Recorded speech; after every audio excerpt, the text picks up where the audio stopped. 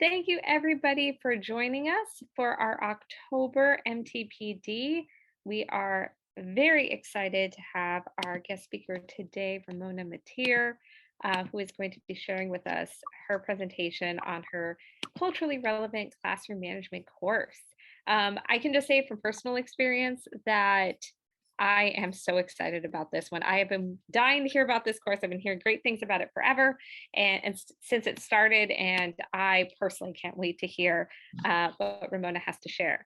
So first of all, Ramona Mateer is a STEM teacher education lecturer with the teachHOUSTON program at the University of Houston, which prepares STEM majors to teach in high-need secondary schools. She is dedicated to supporting science and math teachers, developing the skills and passions for teaching that results in quality, best practice STEM education at the secondary level for all students. She was instrumental in developing the accelerated certification program for STEM at the University of Houston. Her interests focus on culturally responsive classroom management in the inquiry environment. She's a proud University of Houston graduate and holds a Master's of Education in Curriculum and Instruction from the University of Texas at Arlington. She was named the 2007 Katy ISD District Teacher of the Year and was awarded the 17th Annual Krista McAuliffe in Search of Excellence Award, West Houston Chamber of Commerce. Prior to joining teachHOUSTON, she taught science in a large suburban school district, where she also worked as a science instructional coach, participated in the 2006 Science Teaks Rewrite, and developed a science curriculum for grades K through 8. So without further ado, we're going to have Ramona Mateer share with us. Please feel free to take it away. I'm unmuted now. Greetings, everybody. I'm so glad you're here. I know that we all are very busy, and thank you for coming and listening to me talk. I'm going to just basically give you an overview of the culturally responsive classroom management course. It is really where my passion lies. And then at the end, we'll open the floor for some question and answers. I am going to ask you guys to participate in a few little activities. We like to teach through inquiry, but that's going to be very hard to do in the time I have with as much as I want to share with you. So most everything that we're doing is here. I even put my syllabus here, which you guys are really blessed or lucky, because I haven't been able to give anybody my syllabus ahead of time, but I did this time. So our agenda is, what are your classroom experiences? What is the teachHOUSTON experience? What is the teachHOUSTON response? What is the course overview? And we're going to talk about setting the foundation for success. The course overview is setting the foundation for success. What is culturally responsive classroom management? Multiple foundations of classroom management, student feedback, questions, and answers. So you're going to go to this tiny URL. It is our Jamboard, and you're going to take just a few minutes to do a 4 corners. Wonderful. Wonderful. We do this with our new Teacher Academy as well. We do it 4 corners and we have them go. And this time we actually had 4 students out of 18 go to the I got this. First year teachers go to the I got this corner. We've never had that. So, and of those 4 students, 3 of them were mine. So I had them. So that was really cool. All right. So we can see that, yeah, we're still struggling with classroom management. So let me go to the next slide. You're going to go to the next, go to the top. Let me show it to you. I guess slide, Jamboard. You're going to answer in 3 to 5 words, how do you manage your classroom environment? What do you use to manage your classroom environment? So just 3 to 5 words. You can pick up a sticky and do it. You can do it in a text box, whatever works for you. How do you manage your classroom environment? Friendly, open, clear expectations, relationships with students, structured, predictable, routine, students have established roles. Personal connection is the foundation of it all. Attention getter and wait time, so strategies. Clear student expectations, develop relationships. I love engaging activities and proximity. You're going to stand next to them. Trust and consistency, meaningful work. Perfect, perfect. Okay. Administration restrictions or requirements. I love it. Admin support, administration, things outside, laundry list of tasks to complete, things outside of circle of influence. Student attitudes that couldn't be changed quickly. Time. Oh. Students with different values. My own inexperience, it took a while to learn how important student relationships are in all of this. Being consistent. So a lot of you are putting it on you. Being consistent, I needed more time to learn. But then we also have the student component, values, attitudes that you couldn't affect. And then let's do one more. What skills do students need to be successful when they graduate? By students, I teach university students who are pre-service teachers, right? So like any students or? Any students. So we do this with college professors and we do this with first and second year teachers.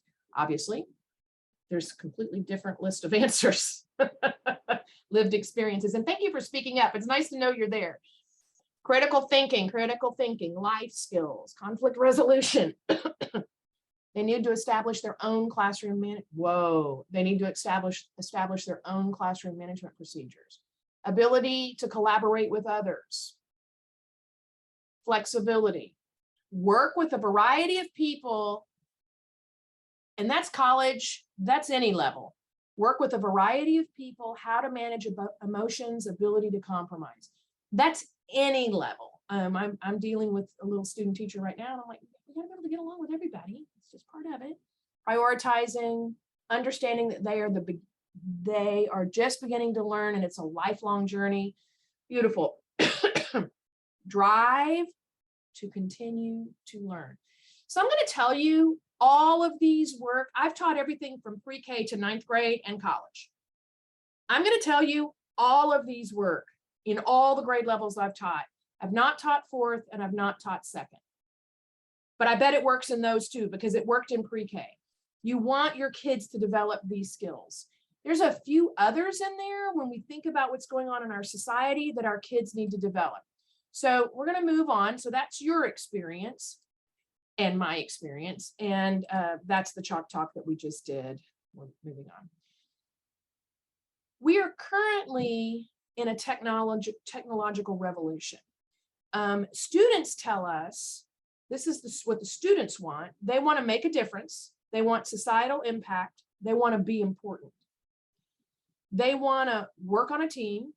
They want support, and they want it to be fun. They want to have flexibility, work-life balance. These are incoming college students. They want to be valued for productivity versus schedules, versus punching the clock. And they want mobility geographically within an organization. That's not going to apply a whole lot to what we're talking about. But if you think about this, are these desires more the Industrial Revolution mindset or the current technological revolution mindset?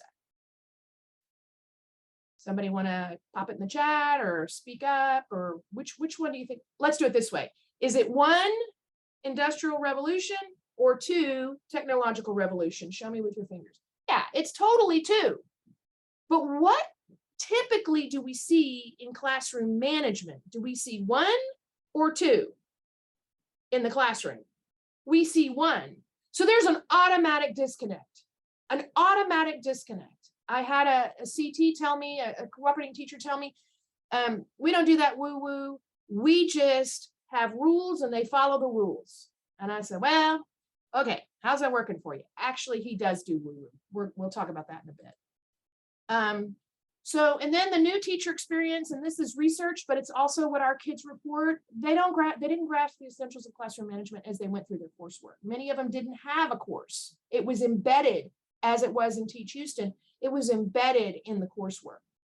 They lack fundamental research-based strategies to manage behavior in a positive way. They don't even know they're out there. They don't even know that there's research-based strategies out there. They lack foundational skills found in many professional publications. Again, they don't know. Type in, what do I do with this? So that's the new teacher experience. And then the Teach Houston experience. In our field experiences, we had our classroom management training embedded in our field-based courses. We did not have a separate training. The theory was taught in knowing and learning and perspectives, so it was disconnected. We had our university during student teachers, our university supervisors reported concerns that stemmed from classroom management being set by the cooperating teacher.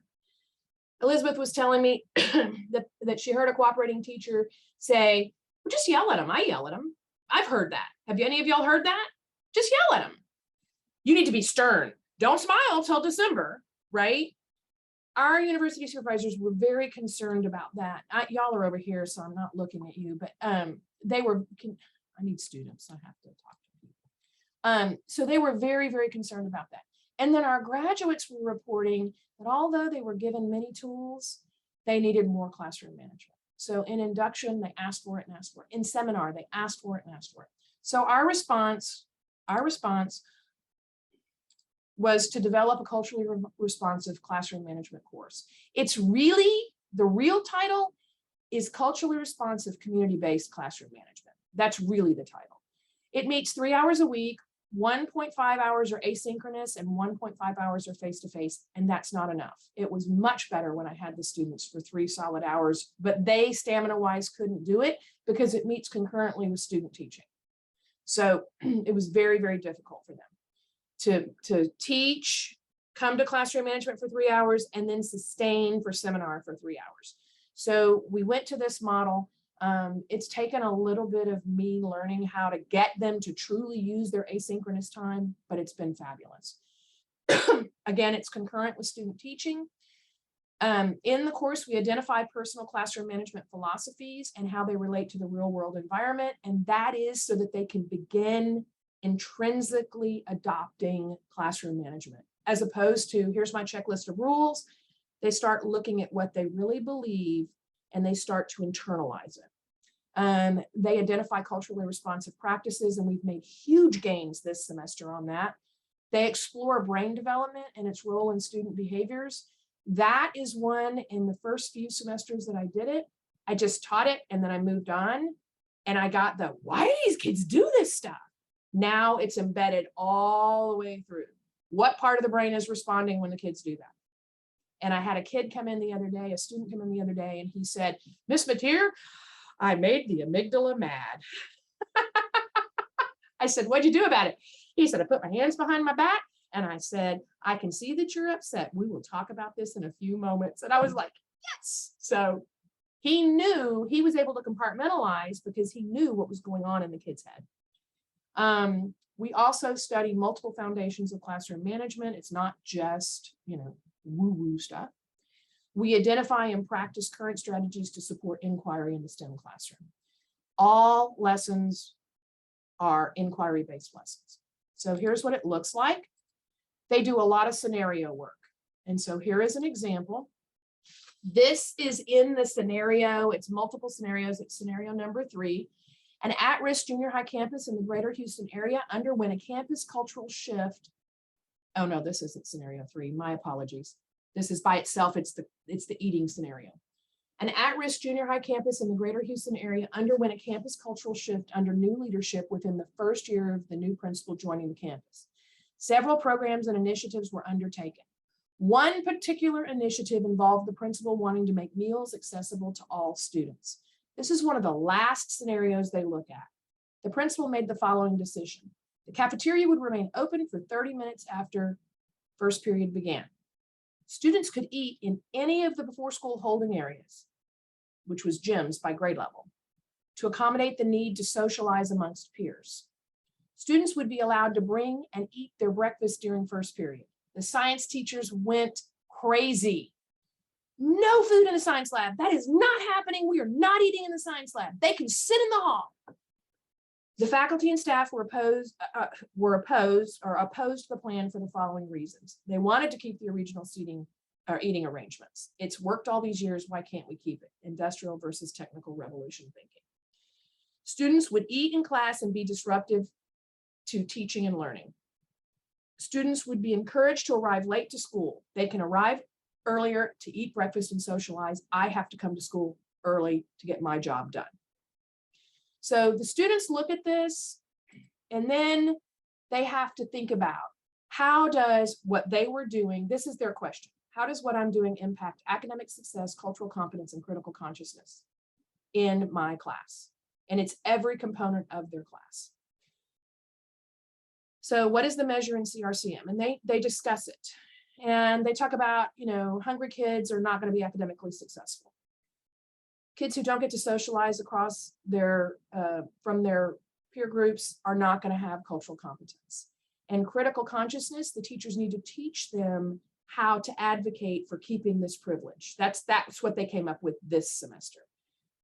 A teacher who is culturally responsive will use this as an opportunity to head the students towards critical consciousness by teaching them how to advocate as a student body for keeping this privilege. So that is how the culturally responsive classroom management kids responded to it, as opposed to the teachers responding to it with, this isn't going to work, we're not going to do this, et cetera, et cetera. So one of the things they do is they look at scenarios. Another, and here are, it says, can you see that up there? It looks like it's hidden. This is from That's Just Good Teaching, Gloria Ladson Billings. We use this in MTS, multiple teaching strategies. But this semester brought it back in classroom management, and we brought it back in seminar. And we took out the components because they can't deal with the whole article, right? So we took out the components and we started having them measure what they're doing against these components. And of course, the very first time we did this, everything was academic success. Everything. We can't do critical consciousness. We can't do critical consciousness. You got to bring in all these social issues, and you got to have kids deal with social issues. And so we had the discussion in classroom management. Does every teacher start with full-on project-based learning, or do they grow themselves to there? And how can you grow your kids to understand what critical consciousness is, what cultural competence is? Well, first you have to understand it. So you need to see what you're doing, and you need to see how you can tie it to this. So that's part of the classroom management component. Our goal is to set the foundation for teacher success. They have to decide very early on in the course, what do you want your students, what do you want children to be like as adults? And that sentence is phrased, when you're old, I play Yellow Submarine for them. We all live in a yellow submarine. And I say, when you're old, do you want your students to put you in a yellow submarine and let you live at the bottom of the sea? What do you want them to be like? What do you want our society to be like? And so they look at our society, and they look at the classroom as a microcosm of the society. And they start thinking about what kids need to be successful when they leave. I'm going to take you back to Industrial Revolution classroom management or Technological Revolution classroom management. Then they start thinking about, what do you think it's important for students to know to enter the workforce? And the question that they have to deal with when a young lady asked me yesterday, a student wrote her entire test in French, I think. It was a math test. And I went over to her and said, it would be really great if I could give you partial credit, but since you chose not to use English, I can't. And the child speaks English. She said, was I culturally responsive? And I said, what's your measure? And she said, am I pushing the child down, or am I giving them bootstraps to pull themselves up? And that comes from Victor Rios. We analyze Victor Rios. We look at his perspective on what culturally responsive classroom, what a culturally responsive classroom is and what it should do for students. And she said, yeah, I didn't give her any resources. And I said, exactly. You didn't give her resources, and did you build trust? She goes, well, she may have thought it was funny. And I said, what's the problem there? And she said, may. So we also look at positive language and how that impacts different cultures. So what do you think is important for students to enter the workforce? And then what environment are our students navigating outside of school? So you have to think about what their parents say. Do they hear positive language at home? And you get into that pity thing. Oh, these poor kids, these poor kids. That's the other piece. I don't think it's this bullet. How do our classroom environments meet the needs of the 21st century student?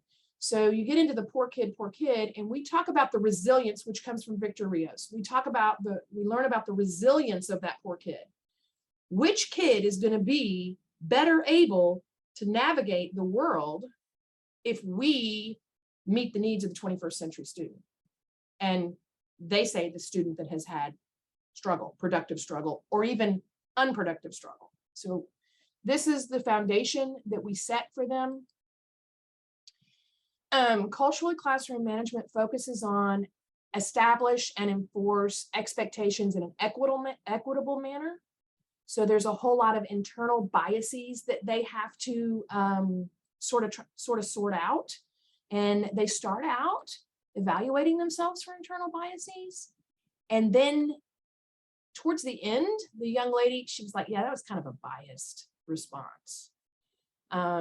We were talking about that, yeah, this was Thursday, we were talking about objectives and metacognition in terms of objectives and how that impacts classroom management. And the same student said, you know, I've always been kind of biased about this because my kids don't need it. They're motivated to learn. And then we talked about, are they learning metacognition? So it's got to be in an equitable manner. Just because your kids, your 3 or 4 or 10 don't need it, what about the rest of them? We communicate with students in culturally consistent ways. We focus on accommodating and incorporating students' cultural and familial backgrounds. And that is really driven home in Victor Rios. There's 3 components from Victor Rios that one of them is value their stories and tell them how their stories have made them able to deal with your classroom, your neighbor's classroom, your school culture, and the world at large. And so I have goosebumps thinking about that. That's a big piece. And then we encourage engagement and participation through building close, caring, and personal relationships. So you have to get to know your students, and they have to get to know you. We also spend, it's woven throughout brain development exploration. I am not a neuroscientist. I tell the kids that, but we do look at the research that talks about the amygdala and the prefrontal cortex. My mother happened to have had a stroke. We did lose her in March. And I'm able to tell a personal story, which ties back to the grit, because they all go, oh, and I'm like, yeah, it's pretty sad, but let's talk about the growth and what happens in the prefrontal cortex. And we talk about when a person doesn't have their prefrontal cortex, they can't make good decisions. And now that when I first did it, I didn't weave it through and they heard it and forgot it. Now they're starting to believe it, understand it, and approach their management from it. So what do you do when a student misbehaves? You teach them, because you got to engage the prefrontal cortex. And that's one of the common things we say. And there's a whole lot of repetitive language to help them internalize. This is a scenario that's scenario 3. This is one of the first scenarios. They deal with the other scenarios in the scenario list, but this is one of the first scenarios where they learn how to write behavior management plans, lesson plans. These are all real people. A very popular young man spends much of his time off task in class, chatting with friends, shouting out, does not complete assignments, missing multiple grades, yet he scores a 98 on his test, but he can't explain a single answer. The teacher concludes he's getting help on his exams from his peers. I would have you return to the Jamboard and talk to me about this, but I think I'm going to keep going so that you can get all of these components. If you guys are okay with that, thumbs up. If you are okay with that, thumbs down if you want to go to the Jamboard. Okay. So what they do with this is it's a discussion board. And they are charged. So first thing we do is we look at all the things you do, which is what I was going to have you do. You call the parents, you get administration involved, you talk to the student. They all go through that. You create multiple tests. You sit the student carefully, but alone. You don't let them know you're doing that. But so we go through all of that. And then I say, if you answer any of those, you will fail this grade. You have to find something outside of the box that goes to the 3 tenets, that is culturally responsive, and that deals with the problem. And so they grapple with it for about a week on the discussion board. This group is the first group I've gotten there. The goal is for them to bring the community in. They need to get the community to recognize that this is not good for the community, It's not good for society at large. It's not good for the student. So we're going back to the 21st century. They want support. They want to help each other. They want to have fun. And none of this is fun. It doesn't make them feel good. So let me go to what they say. The students say, we don't want to just punish those involved. We would like to try and somehow relate it to the cheating student. Since he's in football, I would try to promote him to think about how cheating during his game can impact him and his team, especially lead to one person. Essentially lead to one person can bring the entire team down and cause serious consequence. So they're starting to think about the community. How do you get the football player to think about the community? These are from discussion board this semester. We need to affect the community in such a way that ideally the other students don't let the football player copy their work. We need the football player to actually want to learn and start putting in effort. That led to an almost entire class period of why, how, who's in charge of that. And then I think there's one more. I believe that some kind of individual dialogue with the student is essential, if not to influence his actions, then to examine his motivations and beliefs more carefully. So this student, this is the same student. He started, I'm going to start with the student and find out what's going on. Then he went, the pre-existing culture has to be interrogated and understood. I have to become a part of it and in order to shift it. Then he said, this becomes a macro issue that has to be dealt with on a macro level with community-wide culture shifting, practice around norms for student athletes, while there are a number of feasible micro moves that can be made on an individual and classroom level to start to build such a community up and deal with the issue at hand. This was part of that same almost whole class discussion. And what they came to is, what if student council not only embraced getting sugary treats in the cafeteria, but what if they also embraced a code of ethics that they led on their campus as a student body? And from a standpoint, we're not trying to change the campus, but from a standpoint of first-year teachers thinking at this level, how am I going to get my little classroom community to think like this? It's a huge shift. Additional activities that they do, they learn how to do class-created norms. They role play, which was the student putting his hands behind his back. We role play that almost the first week. They practice teach. So they study the theories of classroom management or of teaching, and then they have to implement a 5-minute lesson that teaches their theory and that demonstrates cultural responsiveness, inquiry, engagement, checking for understanding, and community building. And when they first are given this assignment, their heads go, can't do this. And at the end, they're like, you can teach in 5 minutes. And that is to show them that they can create a classroom management lesson, a behavior changing lesson that can be taught in 5 minutes. And they are, well, it's in the classroom. I'll get there. We do brain development. We do research classroom management techniques. So we do the typical research and classroom management techniques, but they do this on their own through the discussion board so that they can see that there's trade magazines out there or trade articles out there, that there's research out there. So they start to develop an understanding. I'm having trouble. This is where I'm going to go. We have something called a STEM learning community that's tied to a grant, and they participate in their STEM learning community to problem solve and create situations that will work in their student teaching scenarios. And then they have to develop a classroom management plan, which is a project and it's lengthy. So the culturally responsive classroom management class is not a bag of tricks and it's not a checklist. It's rooted in learning theory and cognitive approach. It requires commitment from the teacher. It often requires a mindset shift from the way we learned. They have to develop awareness, explore learning partnerships between student and teacher. They do a lot of information processing and internalization. They create an intellectual, and they have to learn how to create an intellectual and safe learning environment. And it helps students build intellectual capacity to rely on beyond this class.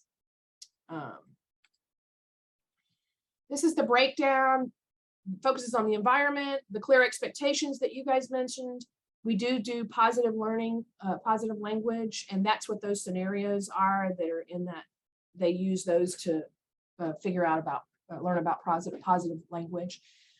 We do a comparison between positive language and deficit language and how that impacts your classroom community. And then we also, in that component, we look at, do you use positive language for some groups that's deficit language for other groups? And what does that do in your classroom community? And how does that impact classroom management? And then it invites students to learn about each other and respect each other. They're a very tight group, every one of them, every semester. It recognizes the culture of students. They learn how to invite students to learn about each other and respect each other. It provides a safe place. They have to learn how to do that, and they learn how to encourage mutual respect.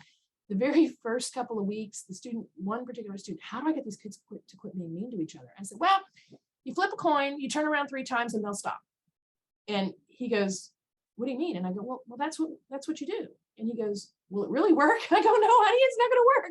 It's much more difficult than that. Let's talk about this at the end of the semester. He came in 2 weeks ago and he said, my kids are starting to say, hey, don't say that. And he's a student teacher. And he's only there 3 days a week. So I thought it was really cool to hear him say, my kids are starting to say, don't say that to each other. That's mean. I don't want to hear that. And then they learn about creating an environment that deals with conflict resolution practices. Back to the skills you want students to learn for the workforce, right? Those were things that were in there. It talks about instruction. Lessons have to address student needs, has to build on background knowledge, it has to build on student experiences, it has to allow for and encourage student reflection, it has to challenge and empathize with students, but not be sympathetic. It has to be empathetic. And it has to, they have to learn, these kids, in order to manage a class, you have to learn how to establish authentic collaboration that engages all students. That's one of the hardest pieces for them because they're fighting their CT. There's not enough time. There's not enough time. But those that are able to practice this have the most success. And we've had 2 CTs use some of what they're doing. Strategies, you have to address diverse learners, respect students' identities, include interests, and develop post-secondary readiness. That's something that we talk about all the time. How's this getting your kids ready for when they leave your classroom? So this is the breakdown of what their goals are. Then their culminating project is a classroom management project. I put the rubric in there. I'm going to move on. You can look at this if you want to. The big piece is this is for them to use, and a lot of their asynchronous work is getting these components done. So all they have to do is copy and paste and tweak.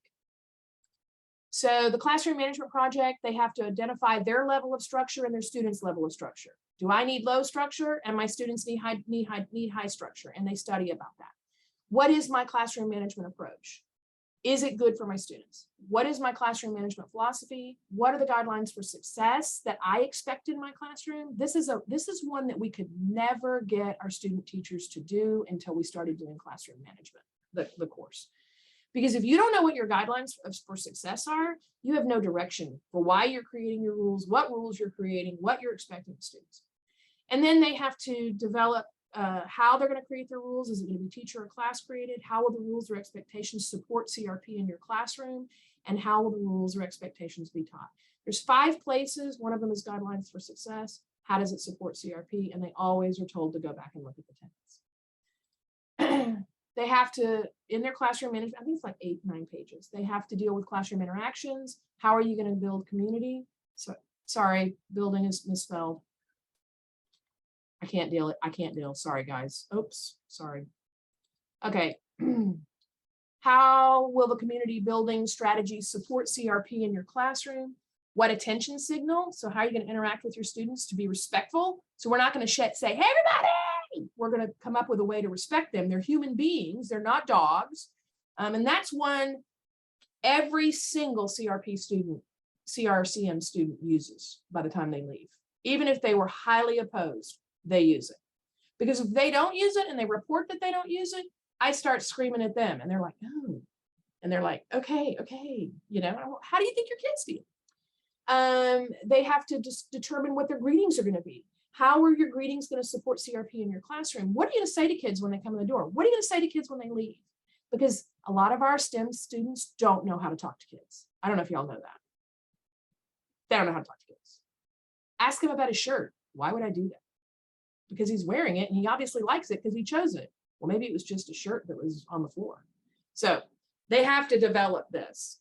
And it's always funny. They have to talk about their classroom communications, feedback procedures. How will your feedback procedures support CRP in your classroom? Think about the tenants. And when they do this, in order to get credit for it, it has to be doable. So you're not going to respond to 150 kids on every single paper. That's not doable. So they have to learn how to do it. And then they practice it in their student teaching. They have to reflect on and create their encouragement procedures. What are you going to say to support CRP in your classroom and encourage your students? And that should tie to Victor Rios going out into the real world. They have to talk about their parent contact plan templates, and they create templates and recording instruments. They have to develop their classroom routines, beginning, ending, handing out, picking up homework, and signing and collecting work, managing late, all of that. Classroom structures, seating charts, passes. Here's the one that blows them away. Fire drills, intruder alerts. What? I have to do what? Well, you got 3 kids out at the bathroom. You didn't use a bathroom pass, and now you've got a shooter in your building, and you're hiding in the prep room. And they text you and say, who's missing in your classroom? Can you answer them? Oh, I hadn't even thought about that. So they have to address those. They have to create 2 behavior lesson plans that is important to them. They all choose phones, all of them. And they learn that if it's a behavior that is socially acceptable in the outside world, and that is supported by parents, i.e. they're texting their kids in your class, you're going to have a really hard time changing that behavior with a rule on the wall. You have to teach it. And you have to teach it from where they are culturally, and it has to tie to where they're going in their life. They do a really good job with this, but it takes a lot of work, coursework, to get it to happen. Finally, the multiple foundations of classroom management are built on the theorists Skinner, Glosser, and Cohn. We use current professional development resources, capturing kids' hearts. That's where creating class norms come from. They buy the book, Conscious Classroom Management, and they are directed to the book repeatedly so that they learn to look up how to solve a problem instead of just, my kids won't, they're not motivated. They also have Teach Like a Champion, which is from Seminar. They are also directed to that book multiple times. And then embedded is disciplinary in the second classroom with a positive approach to behavior, creating cultures of thinking, love and logic, Harry Wong's First Days of School, and culturally responsive teaching in the brain. And that's just good teaching. Used to be embedded, but it is now a tool that they use to analyze their work. So they reflect on their work as teachers. Finally, what the students say. I didn't believe it until I tried it. Now I do it every class, and my toughest student is coming around. It's amazing how just changing the rules to norms and stating them in a positive way made my students take notice. These are from every semester that I've had. I put in 1 or 2 from every semester. Honestly, this is a young man who is teaching right now in a low socioeconomic, predominantly Hispanic and African American campus. And he came back to MTA. He's a first semester teacher. He came back to MTA and he said, honestly, I only have 3 or 4 students that I struggle with. And I said, per class? And he said, no, overall. I said, what'd you do? And he said, I began the year with class created norms, and for there, it's just been a process of building a community. I was worried about him. He teaches on his tiptoes. I was really worried about how he was going to manage these kids. Little bitty guy. When we started, the only rule I remember this student, this was 3 semesters ago. The only rule I needed was for my students to bring their best self. I now know that it is not possible if I don't help them find out who that self is. The whole child versus just content. The classroom management course, I have to say was one of the most beneficial courses I think I've taken here. That was instrumental because we had a whole semester of really understanding this is how you teach, and this is why you teach, and this is the theories how kids learn, and show them why they want to learn and make them want to be involved in the learning process themselves. And now you're in front of these kids, and you're not just looking at them as some random kids you need to give information to. Now you're my next doctor, you're my next lawyer, you're my next politician. You're teaching these humans that just haven't really developed yet, you know, so. The family of the camaraderie between the university supervisors and the student teachers. I think you guys they go over and beyond with the support and the guidance and the feedback that they give. It's in such a way that you welcome it. You welcome the criticism. You know, it's never negative, it's always constructive, but you welcome it because it's always delivered in such a way that it's like, hey, I want the best for you. And it's modeling the behavior of what we should be to our students. So I think that relationship of the university supervisors and the student teachers is paramount. So she was in a classroom where her CT yelled. That's all her CT did. All they did. The kids would walk in the room and she'd go, I'm not talking to you, sit down. And then it would be very loud. And her CT marked her down for classroom management all the way through. I never observed a class where her students weren't 100% engaged, or she couldn't bring them back very quickly. The reason I played that for you is because, first of all, what she said about my course, but second of all, I mean, I'm not gonna lie, but second of all, the university supervisors are a key component because I happen to be the university supervisor coordinator. And so I meet with them and I say, this is what we're doing in classroom management. If you notice it, talk about it, share it with them, tweak it for them.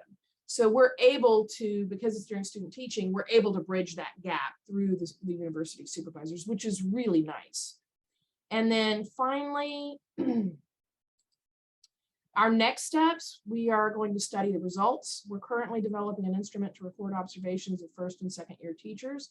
I have 8 volunteers for us to come test the instrument, 3 of which are in my current class, and 5 of which have gone on to be first year teachers. We are collecting anecdotal information.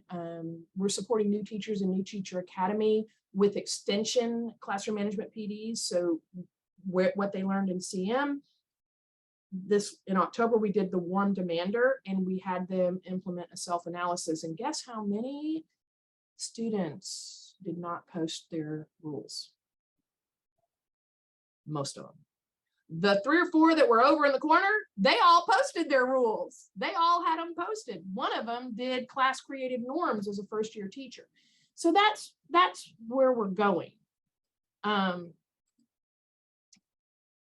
It's time for you to reflect on your thinking. I've talked really fast, but I'm in pretty good shape. Pick one of the following that best summarizes your current thoughts. Place the response in the chat. Just one of them. Culturally responsive classroom management is necessary because. Culturally responsive classroom management is necessary and. Culturally responsive classroom management is necessary, but. Culturally responsive classroom management is necessary, and I would love to get started with my students. It is one of the most fabulous journeys I have ever been on. And I lived in China and taught in China and developed a preschool. I thought that was the most, for international students, I thought that was the best thing I've ever done. But this is just to see these students, it's wonderful. Cultural classroom management is necessary because traditional approaches to CM aren't working and kids deserve better. Oh, you make my heart just, yeah. And we need to find ways to integrate more of it into our program. We do, and I will tell you, it is not, I'm going to tell you this and move on. You really have to, like Play-Doh, they have to work with it. They have to analyze it. I've done this enough semesters now. We really are hitting our stride because in the beginning, we did it all, but they didn't take it away like they are now. And I didn't get the information from them the way I am now. because we need to see students as people, not numbers, and find out what is best for them to fit their best self, to be their best self, because it creates a welcoming environment, because our students don't check their cultural perspective at the door, neither do our teachers. And that's one of the big ones. If you're not culturally responsive, what culture prevails? And one of my Asian students, and this was early on, said, my culture, and that's not a good thing because Americans don't do very well with our culture in education. And I said, why do you say that? And he said, well, because it's, you sit down, you do it, and you get hit on the hand until you get it right. And I don't think American students would like that. So I need to be careful. I thought that was really interesting. It's necessary and hopefully contagious in the educational field with administrators and teachers. Schools will not continue without community. You're so right. CRCM is necessary because true student engagement and buy-in is a stepping stone to learning. It's necessary and opens the discussion and reflection of instruction, planning, and developing classroom environments. Yes, it does. I am going to put my email if you need to ask any questions or you need any information. And now I'm opening it up for questions and answers. Oh, Thank I'll ask a question. So you mentioned before, oh, Logan, I'm sorry, you go ahead first. It's all right. Go ahead. I was just going to say, you mentioned before how I think you were talking about asset versus deficit, and the asset, like, or positive interactions with one group might actually be negative for another. And I was just curious if you could provide an example of that sort of situation.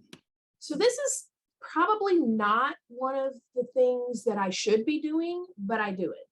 I ask my students to evaluate because I want them to look at their internal biases. So I ask them to evaluate if they can tell who their teacher navigates to or gravitates to. And then they come back and we create a list. My teacher gravitates to the cheerleaders. My teacher gravitates to the football players. My teacher gravitates to the struggling kids. My teacher, and then we talk about why that might be. And well, you know, my teacher has a special ed kid and student or child, and they want, and then we talk about, so by giving all this attention to the special ed student, what's happening to the other kids? What kind of language is being, because we talk about language as not just words, it's body language, it's interaction, time spent, proximity, how much time do you spend with certain students and not other students? And so we talk about what kind of language that is, and they get to the place where, well, it could be deficit language for the advanced kids because they're not getting attention. So that's what that looks like. What about in the cheerleading situation? Well, my teacher really jokes with and lets the cheerleaders stay out longer and da da da da. Well, what kind of language is that for, say, the kid that is bullied by the cheerleaders? Well, that's really a deficit language. That's really a poor, that really can make them feel unsafe. So that's how we look at it. And we identify what deficit language does. Tears down, basically doesn't give bootstraps, makes them feel unsafe, takes the safety out of the environment, that sort of thing. Thank you. And Logan, do you want to, we have time for one more question? Sure. As you mentioned, a lot of the topics that you're teaching this course traditionally were woven through the other courses in the UTeach replicate program.